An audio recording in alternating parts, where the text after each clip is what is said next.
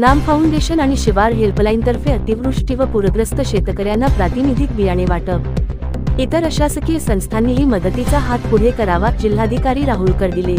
जिल्ह्यात माहे ऑगस्ट व सप्टेंबर 2025 मध्ये झालेल्या अतिवृष्टी व पूर परिस्थितीमुळे अनेक शेतकऱ्यांचे नुकसान झाले आहे।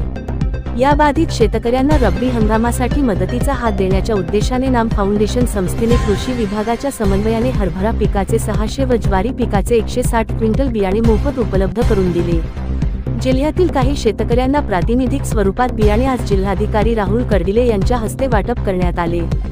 यावेळी इतर शासकीय संस्थांनीही मदतीचा हात पुढे करावा असे आवाहन जिल्हाधिकारी राहुल कर्डिले यांनी केले।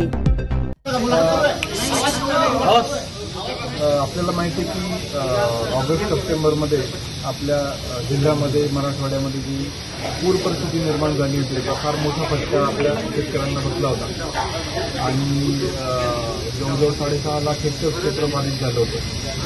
त्या अनुषंगाने खरीप तर ऑलमोस्ट बऱ्यापैकी लोकांचा गेलेला आहे, तर रब्बी आपलं चांगलं झालं पाहिजे आणि त्यांना योग्य वेळी एक सपोर्ट मिळाला पाहिजे या भावनेमधून शिवार हेल्पलाईनला काही कॉल गेले होते आणि मग त्यांनी हा प्रश्न जिल्हा प्रशासनाकडे नाम फाउंडेशनकडे मांडला आणि सन्माननीय नाना पाटेकर साहेब, रंजना साहेब यांनी दखल घेऊन मराठवाड्यासोबतच नांदेडला 6,000 शेतकऱ्यांना रब्बीचं बियाणं त्यांनी हरभऱ्याचं बियाणं उपलब्ध करून दिलेलं आहे।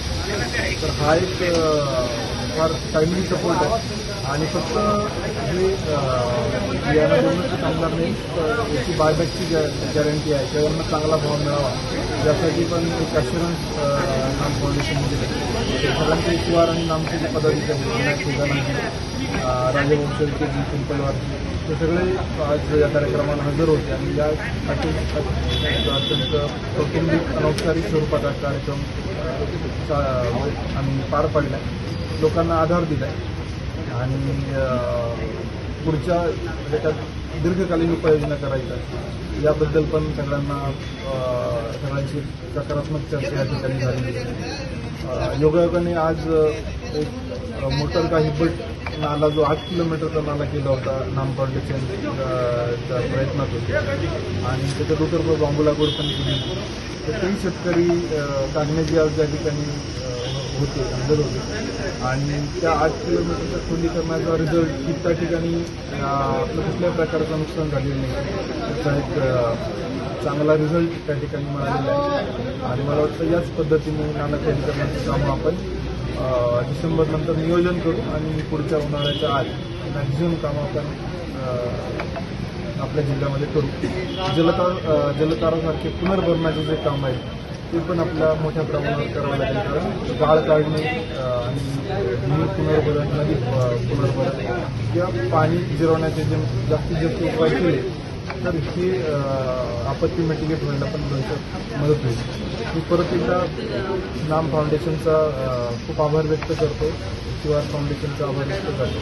त्यांनी म्हणजे दिवाळी असतानाही ते एवढ्या दुरून आले आणि त्यांनी आपल्याला या ठिकाणी खूप ऊर्जा दिलेली आहे, त्यासाठी मी तुमचा जिल्हा प्रशासनातर्फे आणि नांदेडच्या प्रातिनिधिक शेतकऱ्यांच्या मार्फत मी त्यांचा आभार व्यक्त करतो। धन्यवाद।